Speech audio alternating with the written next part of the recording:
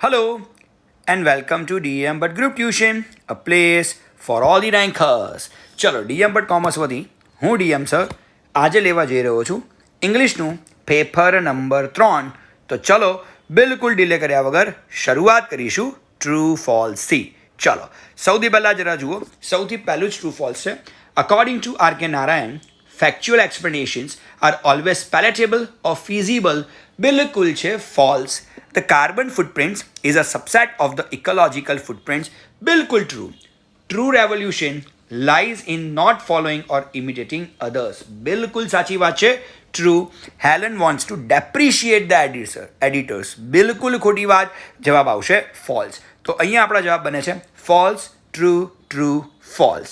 ચલો હવે શરૂઆત કરશું ભાઈ નિયરેસ્ટ મિનિંગની સાથે. તો નિયરેસ્ટ મિનિંગમાં સૌથી પહેલાં જરા ધ્યાન કેન્દ્રિત કરીએ છીએ. ઓકે, સૌથી પહેલાં નંબર 5 પર છે energetic. Energetic is equal to થશે lively. Number 6 intuition. Intuition is equal to થાય છે ઇન્સ્ટિંક્ટ. બરાબર યાદ રાખજો. અને કોન્કર ઇઝ ઇક્વલ ટુ વિજય મેળવવો. That's why it is overcome. તો અહીંયા ફરી એકવાર હું તમને બોલીશ, energetic is equal to lively, intuition is equal to instinct અને કોન્કર ઇઝ ઇક્વલ ટુ શું બને છે ભાઈ? ઓવરકમ બની તો જશે જ. ચલો હવે શરૂઆત કરીશું લેંગ્વેજ ફંક્શનની સાથે. ઓકે, ચલો લેંગ્વેજ ફંક્શન આપણને શું કહેવા માંગે છે? તો just have a look. Option આવી ગયા છે તમારી સ્ક્રીનની ઉપર. નંબર 8થી આપણે શરૂઆત કરીએ છીએ. Don't most of us want to be safe. બહુ સુપર ક્વેશ્ચન છે. Don't most of us want to be safe. Okay, તો અહીંયા એબ્સોલ્યુટલી આપણો જવાબ બને છે આસ્કિંગ ફોર કન્ફર્મેશન. ચાલો એ જ પ્રકારે obliged to you for hearing me. સૌથી પહેલાં શબ્દ કયો આપ્યો છે અહીંયા? ઓબ્લાઇઝ ટુ શબ્દ આપ્યો છે. ઓબ્લાઇઝ હંમેશા બતાવે છે થેન્કફુલનેસ, ગ્રેટિટ્યુડ. ઓબ્વિયસલી આન્સર બનશે એક્સપ્રેસિંગ થેન્કફુલનેસ ઓર ગ્રેટિટ્યુડ. ચલો do you think I am frightened of a lizard. Obviously અહીંયા થોડો કોન્ફિડન્સ બતાવવાની કોશિશ કરી છે, તો જવાબ આવશે એક્સપ્રેસિંગ કોન્ફિડન્સ. તો આ પ્રકારના લેંગ્વેજ ફંક્શન પણ તમને એક્ઝામમાં આવી શકે છે. એની પૂરી તૈયારી તમારે રાખવી જોઈએ. ચલો હવે શરૂઆત શેનાથી કરીએ છીએ? તો હવે જે પ્રકારે લેંગ્વેજ ફંક્શન છે એ પ્રકારે રિસ્પોન્સીસ પણ આવવાના તો છે જ. તો ચલો નંબર 11થી આપણે શરૂઆત કરીએ. Sara, I hope we will make it to the final this year. Jasmine expressing promise. Option D, we will all try our best. હવે જ્યારે તમે કોઈને પ્રોમિસ આપતા હો તો ઓબ્વિયસલી ઓપ્શન ડી એકદમ ઉત્કૃષ્ટ વાક્ય એના માટે બની તો રહેશે. ચલો હવે શરૂઆત શેનાથી કરીશું? તો હવે જઈશું 12 નંબર અને 13 નંબરની ઉપર. ચલો સૌથી પહેલાં 12 નંબરની શરૂઆત કરીએ છીએ. Alan, why do you look so gloomy? Gary expressing unhappiness. હવે એક્સપ્રેસિંગ અનહેપીનેસ બતાવતું અહીંયા એક જ સેન્ટેન્સ છે and that sentence is option C, I am upset, I feel like crying. Expressing unhappiness બની જશે. Number 13 Atish, how does Ananya sing? Rupesh expressing supposition. બધાને ખબર છે સપોઝિશન એટલે એઝ ઇફ પછી હી શી કે ઇટ અને હી શી કે ઇટ પછી WERE વર નામનો શબ્દ આવે તો જવાબ બનશે option C, she sings as if she were Alka Yagnik. Okay, તો દેટ વોઝ રિસ્પોન્સીસ. હજુ જરા નંબર 14માં એક રિસ્પોન્સ બાકી છે. નંબર 14 તરફ આગળ વધીએ છીએ. Okay, David, they have lost everything in this flood. Shirley expressing contrast. હવે કોન્ટ્રાસ્ટ એટલે ધો આવી શકે, બટ આવી શકે, ઇવન ધો આવી શકે, ઇવન ઇફ આવી શકે છે, યેટ આવી શકે છે, હાઉ એવર અને એસ પણ આવી શકે છે. તો option A, however they have not lost their courage. ભલે જ ફ્લડમાં એમને બધું ગુમાવ્યું હોય પણ એમણે હજુ સુધી પોતાની હિંમત નથી ગુમાવી, એવું એ સેન્ટેન્સ આપણને કહેવા તો માંગે જ છે. ચલો હવે WHORSW પર જઈએ. Number 15 headache gives the sufferer a touch of importance. સૌથી પહેલાં તો ધ સફરર એટલે સહન કરનાર. હવે સહન કરનાર હંમેશા કોઈને કોઈ એક વ્યક્તિ હશે. એટલે અહીંયા એક સજીવ કર્મની નીચે અંડરલાઇન છે અને જો સજીવ કર્મની નીચે અંડરલાઇન હોય તો WHOM હુમ નામક WHORSW ઇસ્તેમાલ કરાશે. Option D, whom does headache give. હવે જેવું તમે વાક્યમાં ડઝ નામનો શબ્દ મૂકો છો પાછળ ક્રિયાપદનું મૂળરૂપ ગીવ આવશે. તો whom does headache give a touch of importance. That was quite good. Okay, ચલો શરૂઆત કરશું હવે 16 નંબર અને 17 નંબરથી. Climate change and global warming are urgent and serious problems. Underline છે અર્જન્ટ અને સિરિયસ નીચે. તો option A, what kind of problems are climate change and global warming. ચલો નંબર 17 તરફ. Bioplastics are derived from renewable biomass sources. હવે renewable biomass sources નીચે underline છે, from શબ્દ બહાર છે, એટલે આપણે એવું જ વાક્ય પકડવું પડે જેમાં FROM ફ્રોમ આવતું હોય. કાં તો વાક્યની શરૂઆતમાં પણ મૂકી શકાય, કાં તો એને વાક્યના અંતે એમનું એમ રાખી શકાય. એટલા માટે જ અહીંયા આપણો જવાબ બને છે option C, what are the bioplastics derived from. ચાલો હવે જઈશું 18 નંબરથી આપણે કરવાની છે શરૂઆત, and that is call our obviously vocabulary 18, 19 અને 20. ચલો શરૂઆત કરી દઈએ છે એનાથી જ. Climate change and global warming are obviously reasonable and urgent serious problems that can lead to calamitous consequences. Consequences એટલે પરિણામ, કેલેમિટિશિયસ એટલે ગંભીર પ્રકારની, જેને કહી શકાય તે. We do not need to wait for the governments alone to find solution of this terrible problems. Okay, climate change એક એવા અને ગ્લોબલ વોર્મિંગ એક એવા પ્રકારની સમસ્યાઓ છે કે જે બિલકુલ રિઝનેબલ, બિલકુલ વ્યાજબી છે ભાઈ આજના જમાનામાં, અને આગળ જઈને કેલેમિટિશિયસ એટલે બહુ જ ગંભીર પરિણામો લાવી શકે છે. અને જો એના ગંભીર પરિણામો આપણે બધાએ ભોગવવાના હોય તો આપણે માત્ર ગવર્મેન્ટ પર ભરોસો ન રાખી શકીએ. આપણને આપણો પેરેગ્રાફ કંઈક આવું જ સમજાવવા માંગીએ તો છે જ. ચલો ડુ એઝ ડિરેક્ટરથી શરૂઆત કરીએ છીએ, 49 નંબરથી શરૂઆત કરીએ છીએ. ચલો 49 નંબરમાં પહેલા છે Huston in his experiment use 2 banana plants. We gave both plants some light, heat and water, but for about an hour a day, one of the plants listened to some music. He found his plant grew faster. બહુ સરસ. નીચે લખ્યું છે 2 banana plants were used એટલે તમને idea આવી જ જાય. was were plus past participle છે, અને જો વાક્યમાં was were plus past participle છે તો ઓબ્વિયસલી વાક્ય પેસિવ વોઇસમાં કન્વર્ટ કરવાનું છે. બિલકુલ ચિંતા ના કરો, ઘણી બધી વખત પેરેગ્રાફ વાંચવામાં જેટલો અઘરો લાગે એટલો બનાવવામાં અઘરો ન પણ હોય. સહેજ ધ્યાન કેન્દ્રિત કરવાની જરૂર બરાબર છે. સૌથી પહેલાં 2 banana plants were used by Huston. હવે વેર યુઝડ આપેલું જ હતું, ખાલી બાય હસ્ટન અને લખી નાખીશું ઇન હિઝ એક્સપેરિમેન્ટ. ઓકે, આપણે એ વાક્ય રાખ્યું છે એમનું એમ, અને તમને ખબર જ છે કે પ્રથમ વાક્યના ક્યારેય કોઈ માર્ક મળતા નથી. હવે જરા જુઓ. ઓકે, લખ્યું છે શું? We gave both plants some light, heat and water. હવે તમે ધ્યાનથી જુઓ, અહીંયા કર્મ 2 પ્રકારના છે. એક છે બોથ પ્લાન્ટ્સ અને બીજું શું છે? સમ લાઇટ, હીટ એન્ડ વોટર. જ્યારે વાક્યમાં 2 કર્મ હોય, એક સજીવ કર્મ હશે, એક નિર્જીવ કર્મ હશે.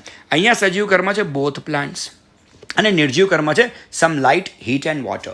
મારા મત મુજબ આપણે નિર્જીવ કર્મને આગળ લઈ જવું જોઈએ, અને જ્યારે સજીવ કર્મની આગળ TO2 મૂકવું જોઈએ, અને TO2 ક્યાં લઈ જવું જોઈએ ભાઈ? પાસ્ટ પાર્ટિસિપલ પછી. એટલે અહીંયા જે બોથ પ્લાન્ટ્સ છે ને એનું આપણે કરીશું 2 both plants, અને 2 both plants આપણે ક્યાં લઈ જઈશું ભાઈ? પાસ્ટ પાર્ટિસિપલ પછી. તો જુઓ હું સેન્ટેન્સ કેવી રીતે બનાવું છું. સમ લાઇટ, હીટ એન્ડ વોટર. હવે ધ્યાનથી જરા જુઓ, સમ લાઇટ, હીટ એન્ડ વોટર. અહીંયા શબ્દમાં મને આપ્યો છે ગેવ નામનો શબ્દ.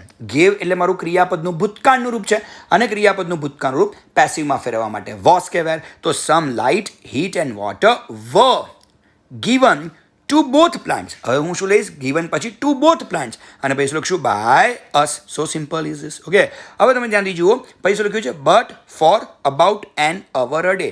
but for about an hour a day એ મારા કેવા શબ્દો છે? અન્ય શબ્દો. તો obviously but for about an hour a day આટલું વાક્ય મારે કેવું રાખવાનું છે? એમનું એમ રાખવાનું છે. તો મારું માત્ર ને માત્ર વાક્ય શું બન્યું છે? one of the plants listen to some music. હવે લિસન ટુ સમ મ્યુઝિક. હવે ધ્યાનથી જ રજૂ છે, આમાં કર્મની કરામત નથી, આમાં ક્રિયાપદની કરામત છે. અહીંયા મારું ક્રિયાપદ માત્ર ને માત્ર લિસન ના કહેવાય, લિસન ટુ કહેવું પડશે. શું કહેવું પડશે? Listen to. ફ્રેઝવાળી વાક્ય રચના છે, જેમાં એક વર્બ તમને જોવા મળશે અને પાછળ ટુ નામનો પ્રપોઝિશન છે. તો લિસન ટુ આખો શબ્દ છે, અને લિસન ટુ પછી મને કયો શબ્દ આપ્યો છે? Some music. તો some music will be my verb, will be my object. ઉઠાઈને ક્યાં લઈશું? વાક્યની શરૂઆતમાં. તો સૌથી પહેલાં આવશે સમ મ્યુઝિક. મ્યુઝિક એક વચન એટલે શું આવશે? વોઝ. અને વોઝ પછી લિસનનું પાસ્ટ પાર્ટિસિપલ લિસન તો રહેશે, પણ માત્ર લિસન નહીં, શું કરવું પડશે? Listen to. તો અહીંયા પણ આપણે લઈશું લિસન ટુ. જો ભૂલથી પણ તમે આ ટુ મૂકવાનું ચૂકી જાઓ છો, માર્ક મળશે નહીં. તો લિસન ટુ પછી વાક્યમાં શું લખશો? By one of the plants. Full stop.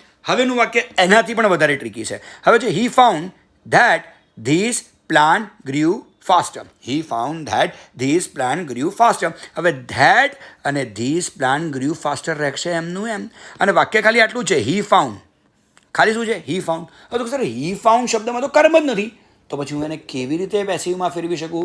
તો બાળકો, જ્યારે પણ હી ફાઉન્ડ નામનો શબ્દ, કે પછી તમને હી ડિસાઇડેડ નામનો શબ્દ, કે પછી તમને હી ડિસ્કવર્ડ નામનો શબ્દ, આવા કોઈ પણ શબ્દ આપ્યા હોય તો આવા સમયે તમે કર્મ તરીકે શું લઈ શકો છો? ઇટ. તો મેં અહીંયા વાક્યમાં કર્મ શોધ્યું છે, ઇટ લીધું છે.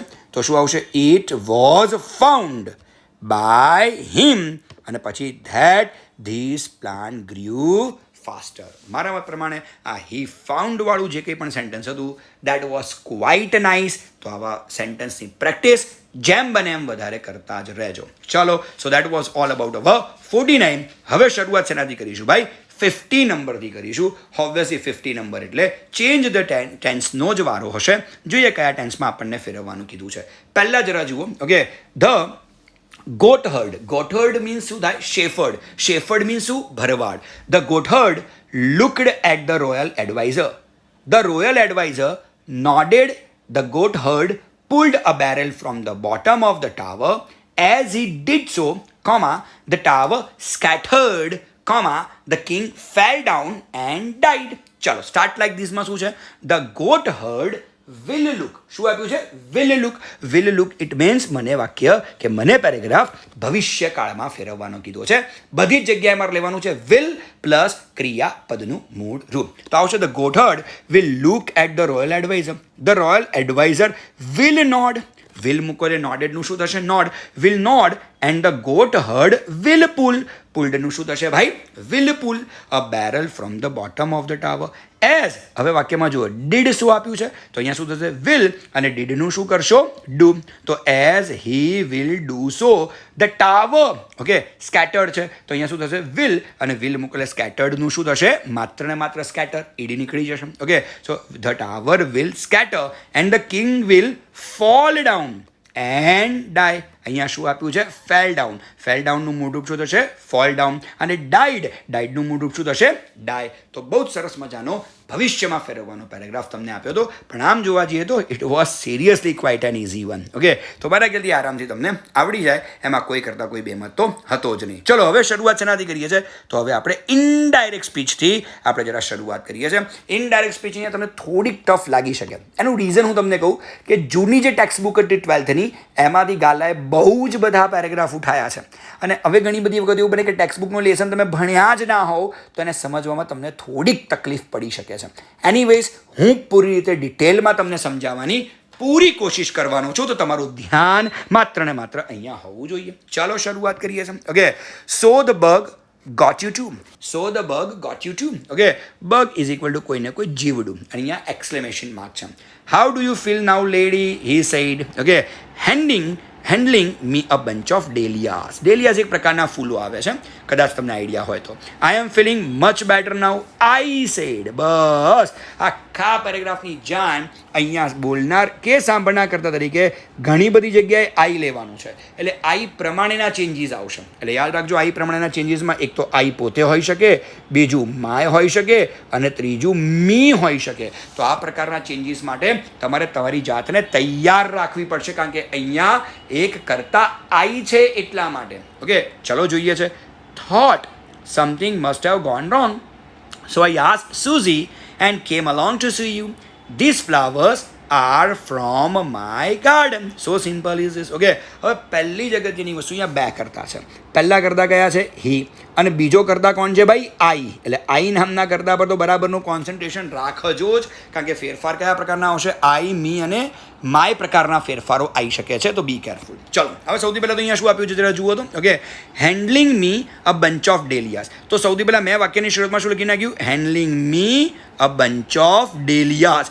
એ મેં સૌથી પહેલાં લખી નાખ્યું. So handling me a bunch of dahlias. હવે વાક્યમાં એક્સક્લેમેશન માર્ક છે, એટલે મારે શું લખવું પડશે? હી એક્સક્લેમ્ડ વિથ સરપ્રાઇઝ. કારણ કે એમને તો એવું લાગતું હતું કે હું, એટલે અહીંયા કરતા આઈ છે, એટલે હું મારા તરીકેથી બોલીશ કે હું તો બીમાર પડી જ ના શકું, મને તો આવું કોઈ જીવજંતુ કરડે અને હું બીમાર પડું એવું બને જ નહીં. એટલે અહીંયા હી નામનો વ્યક્તિ જે છે એને બહુ જ સરપ્રાઇઝ થાય છે, એટલે કે exclaim with surprise that the bug had got me to. હવે તમે ધ્યાનથી જુઓ વાક્યમાં કયો શબ્દ છે યુ. યુ કે યોર કોના પ્રમાણે સાંભળનાર. સાંભળનાર કરતાં કોણ છે ભાઈ આઈ. તો ઓબ્વિયસલી યુ કર્મનું રૂપ છે તો આઈનું કર્મનું રૂપ શું થશે અહીંયા મી. તો બરાબર યાદ રાખજો, તમને હિમ હર મૂકવાની ટેવ પડી ચૂકી છે પણ અહીંયા કરતાં આઈ છે મારા ભાઈઓ એટલે યુનું શું થશે મી ટુ. એન્ડ આસ્ડ, હજુ પણ બીજું વાક્ય પ્રશ્ન પૂછે છે એટલે જરા જુઓ. એન્ડ આસ્ડ હાઉ, અહીંયા એચ કેપિટલ આવી શકે છે, અહીંયા એચ કેપિટલ આવશે નહીં. So how I felt, do કે ડઝ નીકળી જશે, સાદો વર્તમાન સાદો ભૂતકાળ એટલે ફીલનું શું કરશો ફેલ્ટ. તો હાઉ આઈ ફેલ્ટ ધેન. તો પહેલાં જ બે વાક્ય સુપર છે. Handling me a bunch of dahlias, he exclaimed with surprise that the bug had got me too. Me શબ્દ છે ધ્યાન રાખજો અહીંયા. and asked how I felt then. કેમ? કારણ કે યુ કોના પ્રમાણે ફેરફાર આઈ પ્રમાણે, તો યુનું મારે શું કરવું પડશે ભાઈ આઈ કરવું પડશે. તો હાઉ આઈ ફેલ્ટ then. હવે જવાબ આપવાવાળો વ્યક્તિ હું જ છું તો શું આવશે I replied that I was feeling much better then. સમજો તમને બહુ બધી જગ્યાએ આઈની જગ્યાએ હી કે શી મૂકવાની ટેવ છે પણ ક્યારે પુરુષ વ્યક્તિ હોય તો આઈની જગ્યાએ હી, સ્ત્રી વ્યક્તિ હોય તો આઈની જગ્યાએ શી, પણ કરતા આઈ જ હોય તો આઈનું આઈ કેવું રહેશે એમનું એમ. ઓકે તો બરાબર યાદ રાખજો. તો અહીંયા શું આવશે કે જવાબ આવો જ બનશે કે I replied that I was feeling much better then. હવે એ શું કહે છે thought something must have gone wrong so I asked Susie and came along to see you. This flowers are from my garden. અહીંયા he નામનો વ્યક્તિ ઘણા બધા વાક્યો બોલે છે, બહુ જ ધ્યાનથી તમે માત્ર ને માત્ર સ્ક્રીન પર ધ્યાન આપજો. તો હવે ધ્યાનથી જુઓ. He told that he had thought. He told that he had thought. કેમ હેડ થોટ? કારણ કે વાક્યની શરૂઆતમાં મને થોટ નામનો શબ્દ આપ્યો છે. સાદો ભૂતકાળ પૂર્ણ ભૂતકાળ, ચાવી શું છે એની હેડ પ્લસ પાસ્ટ પાર્ટિસિપલ. તો હી ટોલ્ડ ધેટ, બધા જ વાક્યો વિધાન છે તો આરામથી લઈ શકાશે. He told that he had thought something must have gone. આમાં કોઈ ફેરફાર ના થાય. મસ્ટનું મસ્ટ એમનું એમ, હેવનું હેવ એમનું એમ, ગોનનું ગોન એમનું એમ, ગોન રોંગ. સો હવે વાક્યમાં શું લખ્યું છે આઈ. આઈમાં કોના પ્રમાણે ફેરફાર થશે બોલનાર. બોલનાર કોણ છે ભાઈ હી છે તો અહીંયા શું લખશો સો હી પછી કયો શબ્દ છે આસ્કડ, ક્રિયાપદનું ભૂતકાળનું રૂપ તો હી હેડ આસ્ક્ડ સુઝી. એન્ડ હવે તમે ધ્યાનથી જુઓ અહીંયા શું લખ્યું છે કેમ અલોંગ. કેમ અલોંગ એટલે સાદો ભૂતકાળ. સાદો ભૂતકાળ શામાં જાય પૂર્ણ ભૂતકાળ એટલે મારે એન્ડ પછી પહેલાં કયો શબ્દ મૂકવો પડશે હેડ, અને હેડ પછી કેમનું પાસ્ટ પાર્ટિસિપલ શું થાય કમ. કમ કેમ કમ તો પાછું થશે અહીંયા come. And had come along to see me. હવે તમે ધ્યાનથી જુઓ આમાં તમે લોચા મારી શકો છો મી. કેમ? અહીંયા શું લખ્યું છે યુ લખ્યું છે ને. યુ કે યોર કોના પ્રમાણે સાંભળનાર, અને અહીંયા સાંભળનાર કોણ છે આઈ. તો જો યુ કર્મ હોય તો આઈનું કર્મ શું થાય મી. એટલા માટે અહીંયા શું લખ્યું છે me. Come along to see me. હજુ જરા જુઓ એમના વાક્ય પૂરા થતા એ શું કહે છે this flowers are from my garden. વાક્ય કેવું છે ભાઈઓ વિધાન. વિધાન છે તો જોડશો કેવી રીતે એન્ડ એડેડ ધેટ. રાઈટ. ધીસનું શું કરશો ધોસ. ફ્લાવર્સ આરનું શું કરશો were. From my. I me my we ours કોના પ્રમાણે બોલનાર. હવે બોલનાર કોણ છે હી તો ઓબ્વિયસ અહીંયા શું થશે માયનું હીઝ ગાર્ડન. તો બહુ જ સરસ વાક્ય છે તો ધ્યાનથી જ રહા. ઇનડાયરેક્ટ સ્પીચના આ પેરેગ્રાફને 2 વાર વાંચજો. જો રિવાઇન્ડ કરીને ફરીથી વિડીયો જોવો પડે તો ફરીથી જોજો, પણ મહેરબાની કરીને આવા પ્રકારના ઇનડાયરેક્ટ સ્પીચ પર સખત ધ્યાન કેન્દ્રિત કરજો. ગાલાએ ઘણા બધા પેપરો બહુ જ ટફ પ્રકારના આપ્યા છે જે તમને ક્યાંક ને ક્યાંક નડતરરૂપ બની શકે. આપણી એવી તૈયારી હોવી જોઈએ કે ગમેલું અઘરું પૂછાય કે ગમેલું સહેલું પૂછાય આપણને કોઈ જ તકલીફ ના પડવી જોઈએ. ચાલો શરૂઆત કરીશું શેનાથી ભાઈ CTSE આપણે શરૂઆત કરીએ છીએ. ચાલો number 52. To be yourself is very difficult because અને એક્સપ્રેસિંગ રીઝન. રીઝન બતાવવાનું છે પણ બિકોઝ વાળા બતાવવાનું છે. હવે to be yourself is very difficult. આપણે હંમેશા આપણે જે ખરેખર છીએ ને એ દર્શાવી નથી શકતા, બહુ અઘરું પડે છે. શા માટે? Because it needs lot of courage. સાહેબ તમે જે છો અંદરથી એ બહાર બતાવવું હોય ને તમારે બહુ હિંમતની જરૂર પડે ભાઈ. તો જવાબમાં છે બિકોઝ ઇટ. હવે ઇટ મૂક્યું છે તો SKES તો લાગવાનું જ છે. તો because it needs lot of courage. ચલો number 53. I have a keen desire. મને તીવ્ર ઈચ્છા છે. નીચે આપ્યું છે પર્પઝ. હવે પર્પઝ એટલે ટુ લખી શકાય, વિથ ટુ લખી શકાય, સો ધેટ લખી શકાય. અહીંયા મેં વાક્ય માત્ર ટુથી જોડવાનું પસંદ કર્યું છે. તો જુઓ I have a keen desire to buy a BMW for my parents. તો ઓબ્વિયસલી પર્પઝનો પર્પઝ પણ થઈ ગયું અને આરામથી આપણે વાક્ય ટુ પ્લસ ક્રિયાપદના મૂળરૂપથી જોડ્યું છે એટલે કોઈ દિક્કત પ્રોબ્લેમ પરેશાની નહીં થાય. 54 તરફ આગળ વધીએ છીએ. To be free is. હવે ઇઝ શબ્દનો પ્રયોગ કરવો જરૂરી બનશે અહીંયા. અને ડિફાઇંગ મીન્સ આની વ્યાખ્યા આપો. હવે આ ટેક્સ્ચ્યુઅલ સેન્ટેન્સ છે, રાઈટ? તો બરાબર યાદ રાખજો, રિયલ ફ્રીડમ નામના લેસનમાંથી. ઓકે, જે કૃષ્ણમૂર્તિએ લખ્યો છે, તો બેટર છે તમારે ધ્યાન આપવું પડશે. Okay, so to be free is not just you wish to do anything. બેઠે બેઠું ટેક્સ્ચ્યુઅલ વાક્ય છે. આવા ઘણીવાર ટેક્સ્ચ્યુઅલ સેન્ટેન્સ પૂછાઈ શકે છે, તો ટેક્સ્ચ્યુઅલ સેન્ટેન્સ માટે ગાલા પેપર સાઈડ એકવાર રિફર કરવું યોગ્ય ગણાશે. 55 આસ્કડ હર ફાધર. ઓકે, શું બતાવવાનું છે? Asking about wellness. એટલે વેલનેસ મીન્સ તબિયત વિશે કંઈક ને કંઈક બતાવવું પડે. હવે તબિયત માટે આપણે હાઉથી જ કોઈને સવાલ કરતા હોઈએ છીએ, આપણને ખબર જ છે. હવે હાઉ આર યુ, આટલો ફાલતુ ક્વેશ્ચન ન કરી શકાય. How much do you earn, આ પણ એક પ્રકારની વેલનેસ, ઇકોનોમિક વેલનેસની વાત કરી શકાય. પણ આપણે અહીંયા વેલનેસ એટલે તબિયતની વેલનેસની વાત કરીએ તો શું થાય? હાઉ ઇઝ યોર હેલ્થ નાઉ?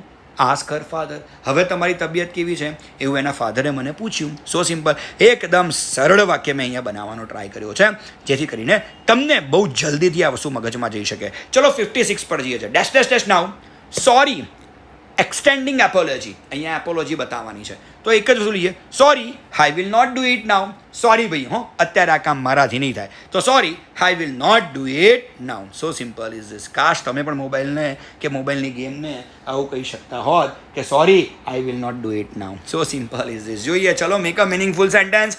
જરા એબ્સોલ્યુટલી ધ્યાન આપજો. ફરી એકવાર તમે જોશો, તમારા ચેપ્ટર નંબર 3માંથી જ છે.